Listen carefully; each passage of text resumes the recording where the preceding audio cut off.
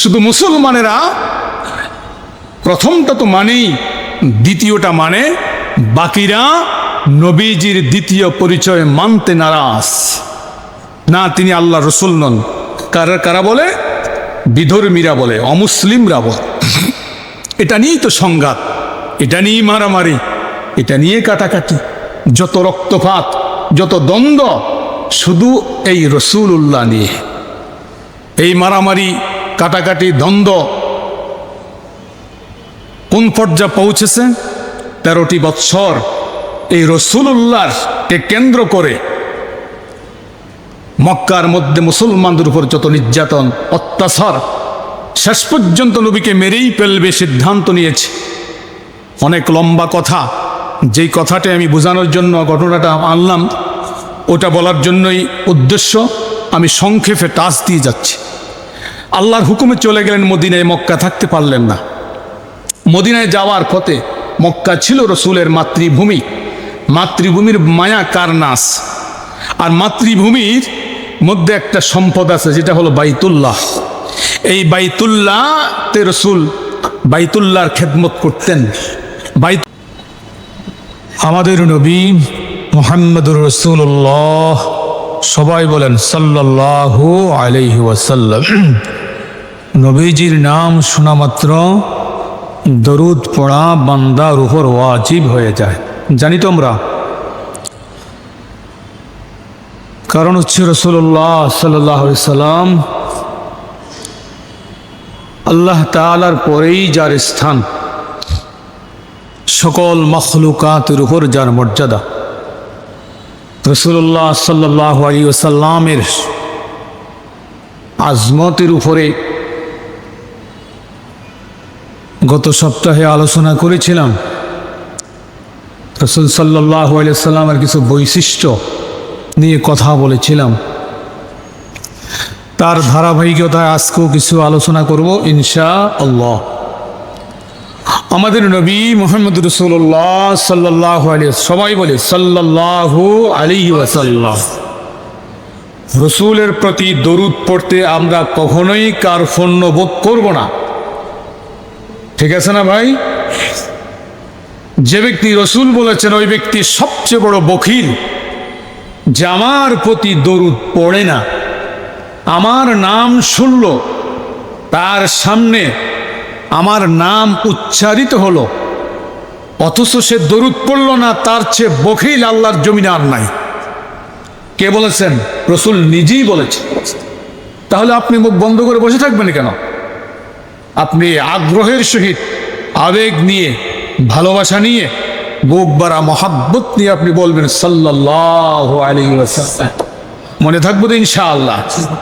তবে এই মাসালাও জানতে হবে, যেই মজলিসে অনেকবার মজলিসের মধ্যে নবীর নাম উচ্চারিত হয়, এর মধ্যে প্রথমবার ওয়াজিব, প্রথমবার রসুলের উপর দরুদ, নাম শুনলে প্রথমবার দরুদ পড়াটা ওয়াজিব হয়।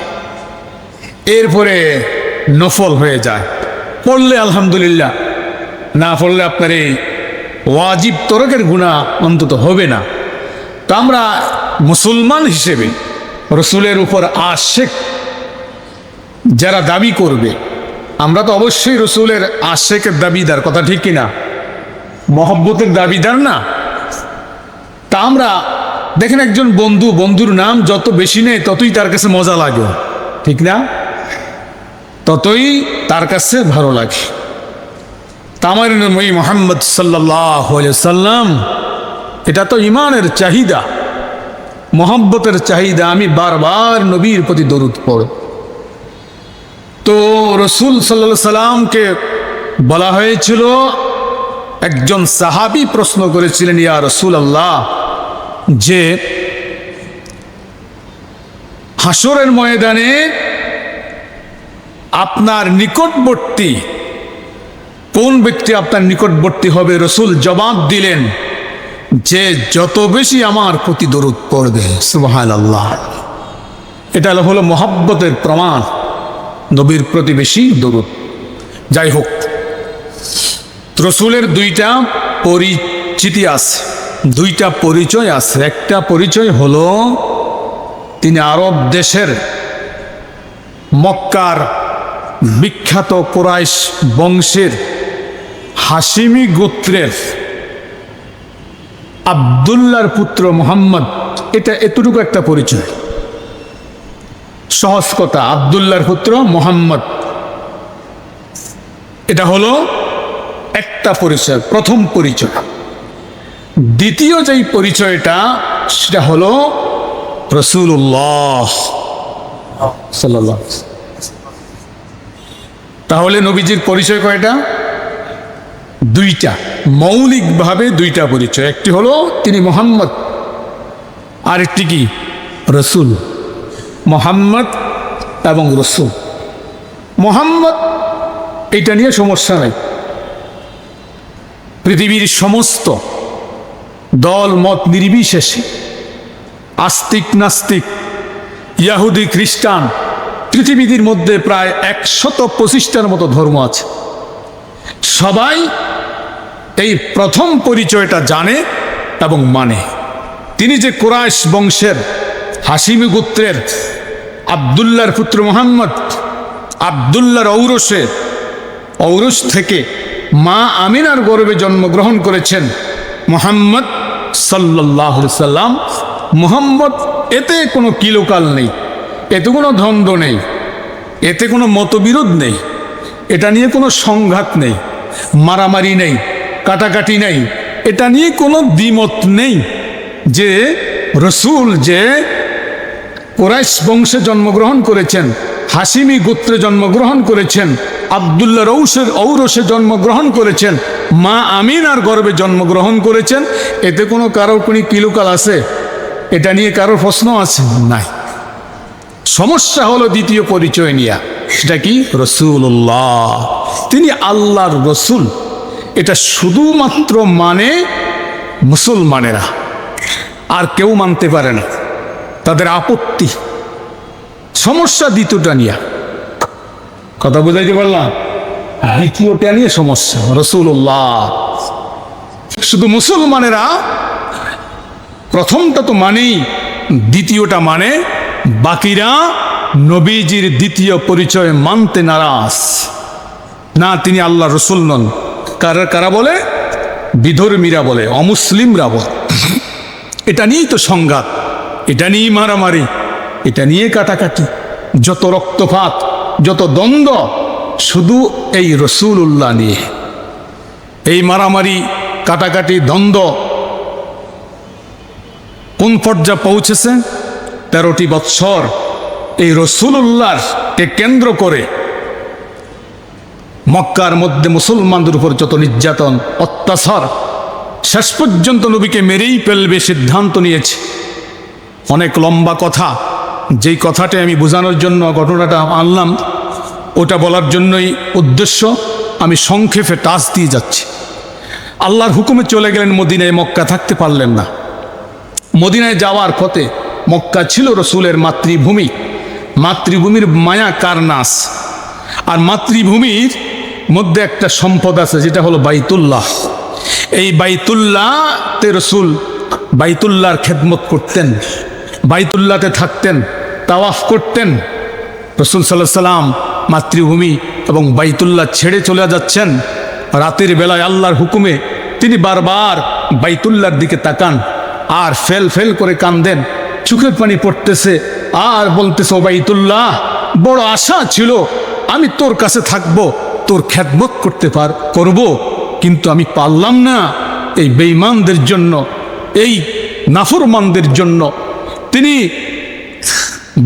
ওখান থেকে এক মুষ্টি মাটি হাতে নিয়ে বলল, ও বাইতুল্লাহর মাটি, তোকে ছেড়ে চলে যাচ্ছি মদিনায়, তবে আমার জন্য দোয়া কইরো, আমি যেন কোনো একদিন তোর বুকে আসতে পারি, আর তোর বুকে যাই বাইতুল্লাহ আছে, বাইতুল্লাহর জন্য খেদমত করতে পারি।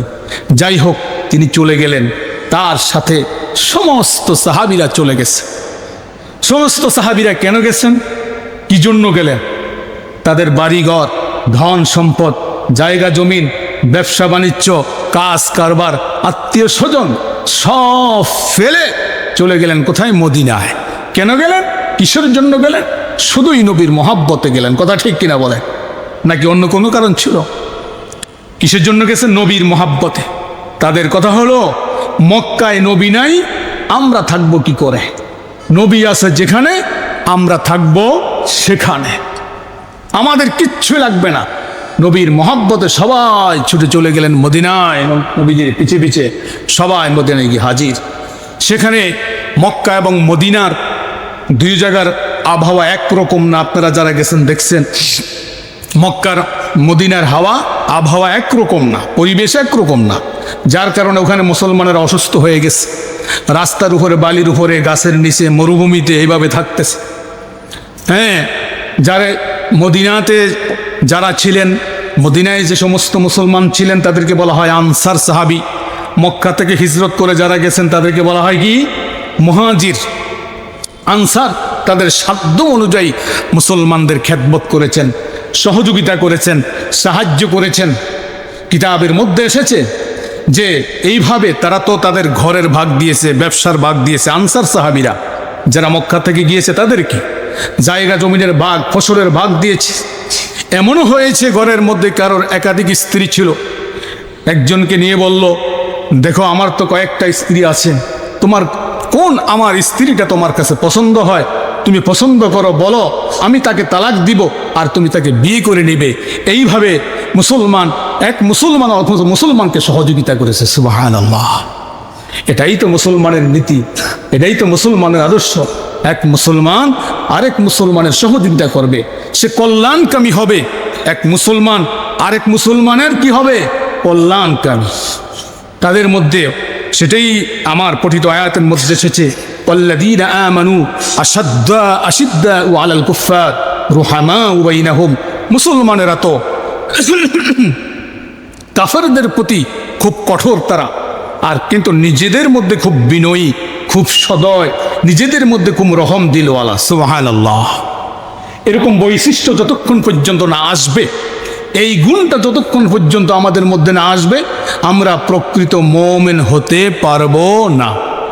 যতই আমরা নবীকে মহাব্বতের দাবি করি, আমরা আসলে রসুলের মহাব্বতের দাবিদার হতে পারবো, আমরা রসুলের প্রকৃত আশেক উম্মত হতে পারবো না। এই বিনয় আমাদের মধ্যে আসতে হবে, আমাদের মধ্যে সংঘাত থাকতে পারবে না। এক মুসলমান আরেক মুসলমানের কল্যাণকামী হবে, এটাই হলো মুসলমানের বৈশিষ্ট্য, এটা হলো রসুল সাল্লাল্লাহু আলাইহি সাল্লামের আদর্শ। যাই হোক, রসুল সাল্লাল্লাহু আলাইহি সাল্লাম মক্কা থেকে মদিনায় চলে গেছেন, সাহাবায়ে কেরাম চলে গেছেন, সাহাবায়ে কেরাম কাঁদেন, নবীজিও কাঁদেন।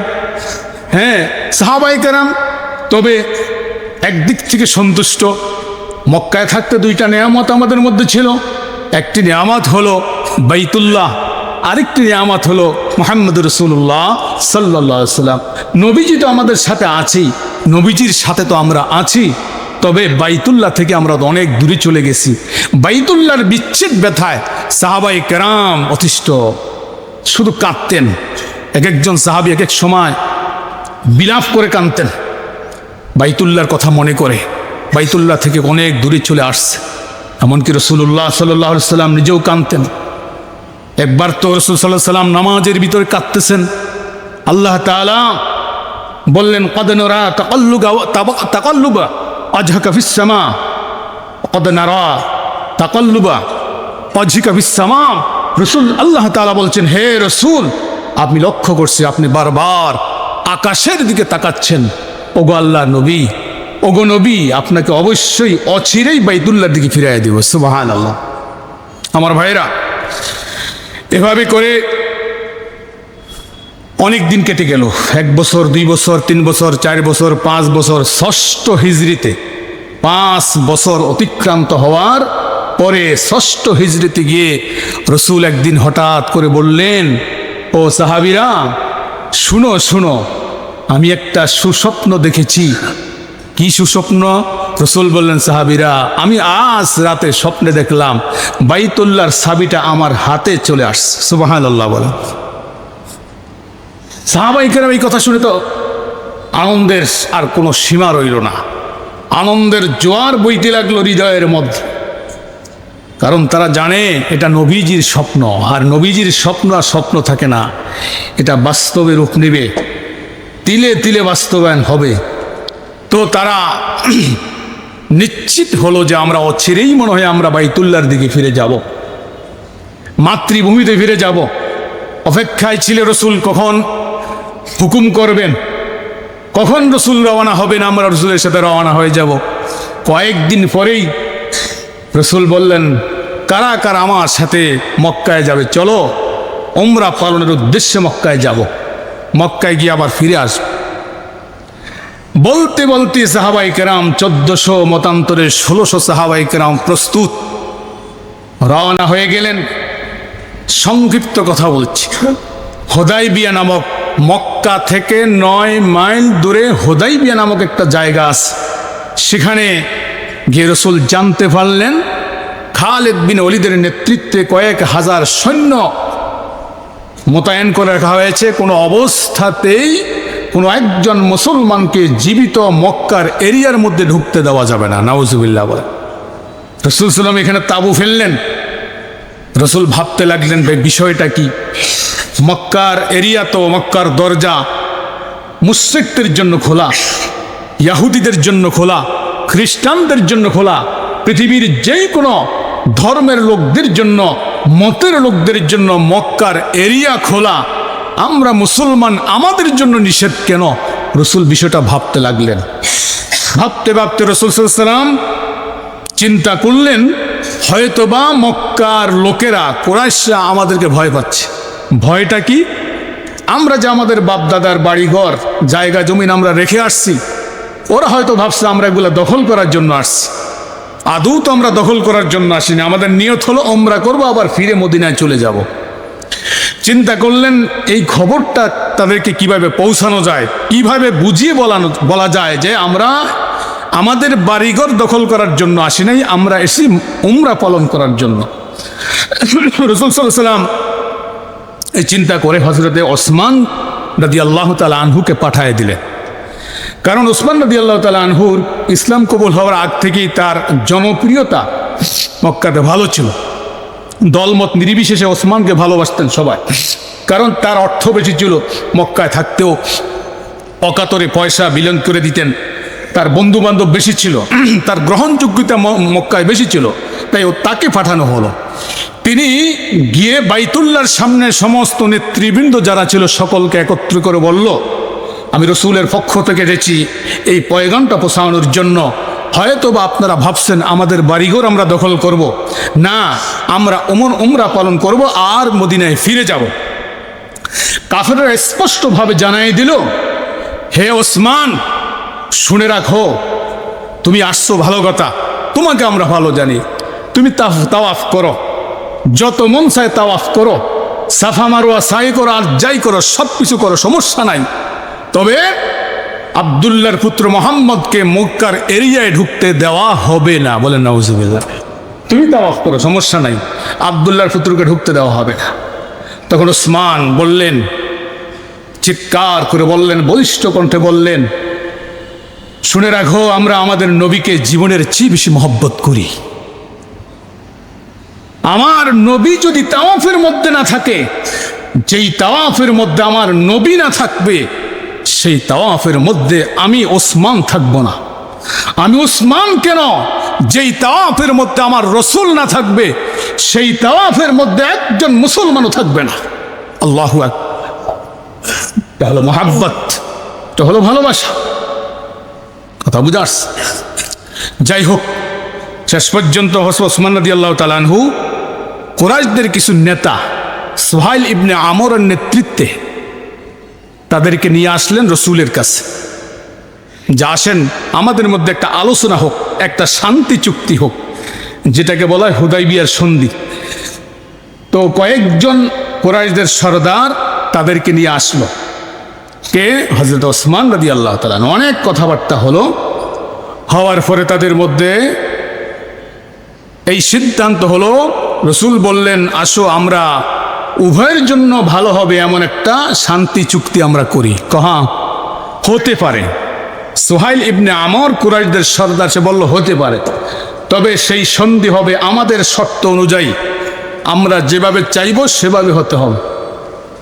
রসুল তার নবুয়তি জ্ঞান দিয়ে বুঝলেন তারা যেভাবেই চাইবে সেভাবেই হবে, এটাই মুসলমানদের বিজয় হবে। সুবহানাল্লাহ।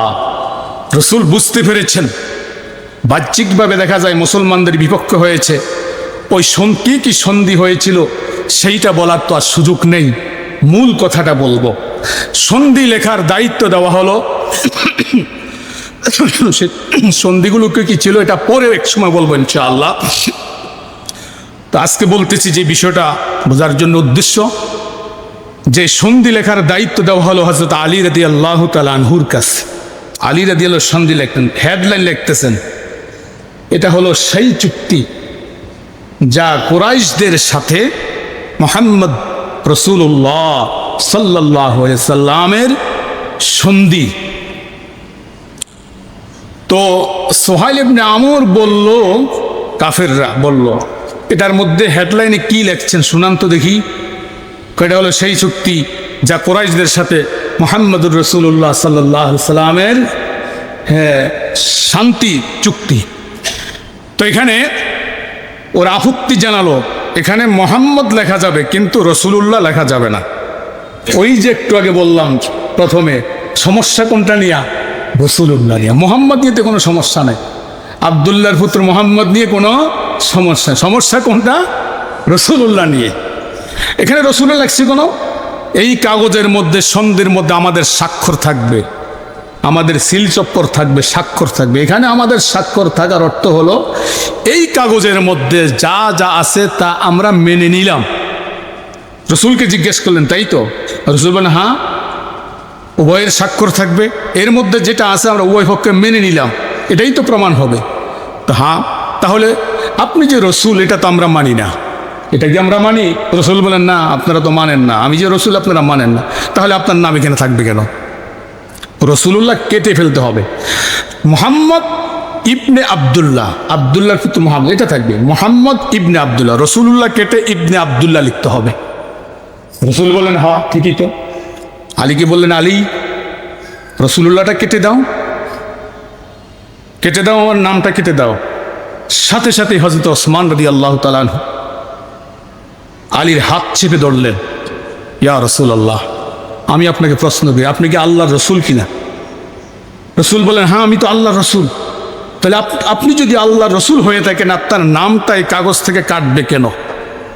ওমর রাদিয়াল্লাহু তাআলা আনহু তো খুব ঠেলা টাইপের ছিল না, তিনি বললেন, আপনি যদি আল্লাহর রসুল হয়ে থাকেন আপনার নাম কাটবে কেন? ইয়া রাসূলুল্লাহ, আমি ওমর বেঁচে থাকতে আপনার নাম রসুল্লাহ এই শব্দটা কাটতে পারবে না। সুবহানাল্লাহ। এটা কি মহাব্বত? রসুল বললেন, ওমর তুমি যেটা বলছো এটা ঠিক, তবে আমি যদি এই রসুল্লাহ কেটে না দিই তাহলে সন্ধি তো হবে না, সন্ধি হবে না। ওমর বলে, সন্ধি না হলে হোক, নাম কাটতে দিব না। রসুল আবার বুঝাতে চেষ্টা করলেন, ওমর তুমি এখানে বাড়াবাড়ি করো না, এখানে তুমি বাড়াবাড়ি করো না, আমি রসুল, তুমি এটা মেনে নাও।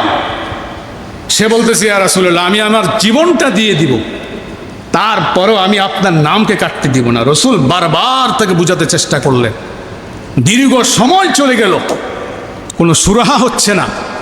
এবার রসুল নিরুপায় হয়ে আবু বকরকে ডেকে বললেন, আবু বকর, এখানে তো রসুল সাল্লাল্লাহু আলাইহি ওয়াসাল্লাম অনুমতি ছাড়া কেউ কোনো কথা বলতে পারে না, এই জন্য সবাই চুপ ছিল। ভিতরে ভিতরে খুব জ্বলতে ছিল, রসুলুল্লাহ কাটবে কেন? ঠিক না ভাই? কেউ কিছু বলছে না। তবে হ্যাঁ, সবার দৃষ্টি রসুলের দিকে, রসুল যা বলবে সেটাই তো সঠিক হবে, সেটাই আমাদেরকে মানতে হবে। কিন্তু ওমরের চিন্তা হলো না, যেহেতু রসুল তো রসুলেই, রসুলের নাম কাটবে কেন? রসুল বারবার বোঝানোর চেষ্টা করলেন, ওমরকে বোঝাতে পারলেন না। পরিশেষে আবু বকরকে ডেকে বললেন, আবু বকর আপনি ওমরকে একটু থামা, একটু বোঝা। এবার আবু বকর ওখান থেকে উঠে ওমরকে জড়িয়ে ধরে বললেন, ওমর তুমি কার সাথে তর্ক করছো? তুমি কার সাথে কথা কাটাকাটি করছো? তিনি তো আল্লাহর রসুল। তোমার মনে আছে তুমি যে আল্লাহর রসুল, তুমি কেন রসুলের সাথে কথা কাটাকাটি করছো? রসুল যেটা চাচ্ছে সেটা করতে দাও।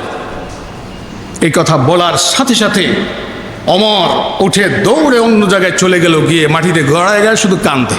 একদিকে ক্ষোভ, আরেক দিকে লজ্জা। রসুলের সাথে আমি তর্ক করেছি, কাঁদতেছিল গড়ায় গড়ায়। এবার রসুল বলেন, আলী কাটে দাও। আলী এবার বলল, ইয়া রসুল আল্লাহ, আমার হাতটা কেটে দেন, আমি আপনার নামটা কাটতে পারবো না।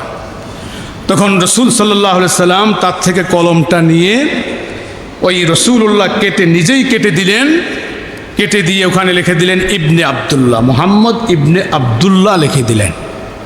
প্রশ্ন হতে পারে, রসুল তো পড়া জানতেন না, লিখতেও জানতেন না, এমনকি নবীজি নিজের নামটাও স্বাক্ষর করতে জানতেন না।